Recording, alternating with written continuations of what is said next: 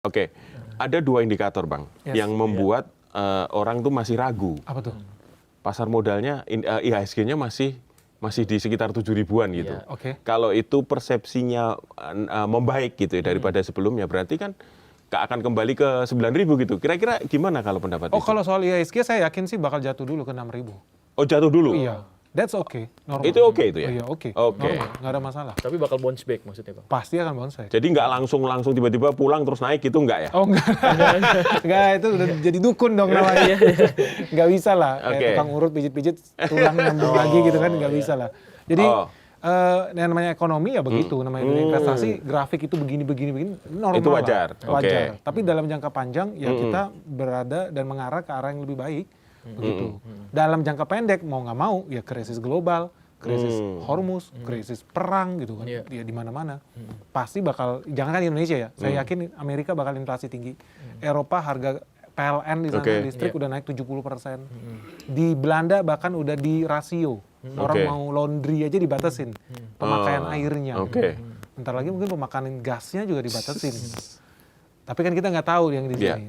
Gitu, di sini kita happy aja gitu. Jadi di sini nanti di bawah 6.000 terus nanti mau naik lagi di Oh, saya sih yakin 10.000. Ya, kalau Purbaya bilangnya di atas 10.000 ya. Menurut saya ke 20.000 pun sangat realistis sebetulnya. Oh gitu. Ya, tapi tentu nggak bisa dalam tahun ini. I think within the next 2 or 3 years ya, kita itu harusnya udah di zona 20.000. Jadi, gitu. Jadi nggak ada masalah dengan krisis yang terjadi saat ini. Even pun kita di downgrade sama MSCI. Dan ini ada buktinya. Awal tahun 2000-an itu Argentina juga diserang sama IMF. IMF and the gang, mereka downgrade.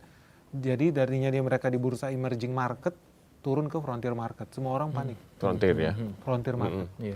Di waktu itu sekitar 30.000 sampai 60.000 peso lah harga indeksnya di mereka naik turun. Hari ini udah lebih dari 2 juta. 2 juta poin.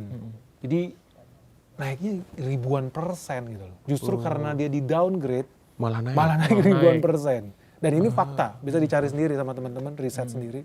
Yang saya bilang fakta, dia di downgrade malah naik. Memang ketika hari di downgrade crash marketnya. That's okay. Tapi abis itu kan perusahaan luar juga bakal re-indexing lagi. Tetap mereka punya wajib invest di negara berkembang. Jadi mereka akan cari-cari lagi mana yang bagus. Nah ini peluang sebetulnya buat perusahaan tier 2, tier 3 yang bakal naik. Tapi ini kabar buruk bagi perusahaan tier 1. Big Bang, Bank Buku 4. Yang sama ini terima duit dari BlackRock lah, JP Morgan, yang memang cuma bisa invest di perusahaan gede. Ya mereka yang apes hari ini nih, dan akan tambah nyungsep, pasti. That's okay, normal. Bukan artinya kemarin ada yang bilang, wah Bank BCA turun terus, BRI turun terus, Indonesia bubar, nggak ada hubungannya. Bisnisnya tetap jalan, nggak ada hubungannya. Karena dunia capital market itu nggak ada hubungannya dengan itu. Karena maybe sahamnya kemahalan. Dan in fact dari tahun lalu gue udah bilang, Bank BCA pasti turun terus. BRI bahkan bisa tembus di bawah 3.000. That's okay gitu loh. Bukan artinya Indonesia bubar, nggak ada hubungan. Ini justru kesempatan bagi investor ya? Iya, kalau orang yang investor jangka ya? panjang ya, kalau mereka paham justru dari peluang buat investasi. Nah, itu. Oke Bang, jadi soal rupiah. Ya. Nah, tadi kan udah IHSG udah dijelaskan, bahkan nanti akan kembali ke bisa di level atas 20.000. Nah, bagaimana dengan rupiah? Kan selama ini kan kelihatan udah di atas 17.000. Bagaimana penjelasannya nih Bang? Oh ya, sesuai yang seharusnya gitu. Malah aneh kalau rupiah malah mau gitu. Ya jadi udah sesuai normal-normal aja. Kita bahkan pernah bilang sampai 20.000 harusnya rupiah. Dan sepanjang Indonesia masih hobi minum minyak bumi gitu kan, kita ini ketagihan ya. Kalau minyak bumi itu narkoba, berarti orang Indonesia ini hobinya sakau semua gitu loh. Tiap hari bakar terus gitu, impor terus dibakar, impor dibakar. Kita bikin skenario waktu itu gini, kalau seandainya 1 barel minyak itu $80. Terus andai kata naik ke $120. Artinya kan 1 barelnya tetap sama. Tapi duit yang harus dibelanjakan 50%. Dari 80 ke $120 ya. 50% lebih mahal. Artinya rupiah yang digadaikan juga 50% lebih banyak. Itu penggadaian rupiah sebetulnya. Artinya seiring harga minyak makin mahal, semakin banyak rupiah yang harus dijual, ditukar ke dolar, dolarnya buat impor minyak. Sampai Indonesia dibakar lagi gitu kan. Konyol memang, tapi itu yang kita lakukan berhari-hari bahkan. Nambah hari, nambah dolar yang kita bakar. Artinya seiring hari berjalan udah hukum alamnya rupiah bakal makin melemah. Tinggal itu bisa dipercepat atau bisa diperlambat. Tergantung negara mau dibawa bubar secepat mungkin gitu, atau ditunda gitu kan, atau dibatalkan. Nah itu ya kembali lagi gimana kemampuan kita diversifikasi energi. Karena ternyata ya minyak bumi ini efeknya ke mana-mana kan, ternyata bisa ke pangan, gitu. Ternyata bisa ke UMKM. Iya, kemarin ada. Kemarin kita ketemu ada tukang cilok, harga cilok itu 1 biji 500. Nah. Beli plastiknya udah lebih mahal daripada Betul, cilok. betul. Harga plastik mahal sekarang. Ternyata plastik dari minyak bumi gitu, jadi dia baru nggak gitu. Waduh, mahal banget. Nah, itulah yang memang kita perlu ada amaran-amaran lain gitu ya, supaya bukan cuma swasembada pangan, kita real swasembada energi, atau minimal ngurangi lah yang bahan baku yang kita impor. Ya hopefully lah kita punya amaran-amaran yang baru gitu ya, atau amaran sekalian aja lah Menteri Pangan sama Menteri Minyak Bumi gitu, atau Menteri Energi, biar kita swasembada energi. Toh nanti semoga minyak sawit bisa berubah jadi solar dalam skala besar, semoga gitu kan. Begitupun tebu, karena di Brazil orang isi di pom bensin Etanol. pakai etanol Iya, dari betul. jagung, Brazil dari kuat tebu di gitu. etanol. Itu kan dari pertanian. Iya. Jadi kalau dipikir-pikir, ya Amran mau nggak mau, suka nggak suka, lu siap-siap jadi Menteri Energi juga, Menteri Pangan juga. Menteri Pangan dan Energi gitu. Menteri Pangan dan Energi. Ya. Kita perlu, Cocok soalnya. ya, Me? Kita perlu. Karena kalau nggak Indonesia bakal jadi budak minyak. Oke. Kalau kita jadi budak minyak, kita jadi budak dolar. Oke. Dan siapapun presidennya, selama Indonesia masih impor minyak, pasti terus melemah. Kecuali besok bisa bayar dolar pakai beli minyak pakai bulu ketek gitu kan. Kan nggak bisa. Beli minyak pakai rupiah juga nggak bisa gitu. Mau nggak mau ya kita harus kurangi pembelanjaan minyak.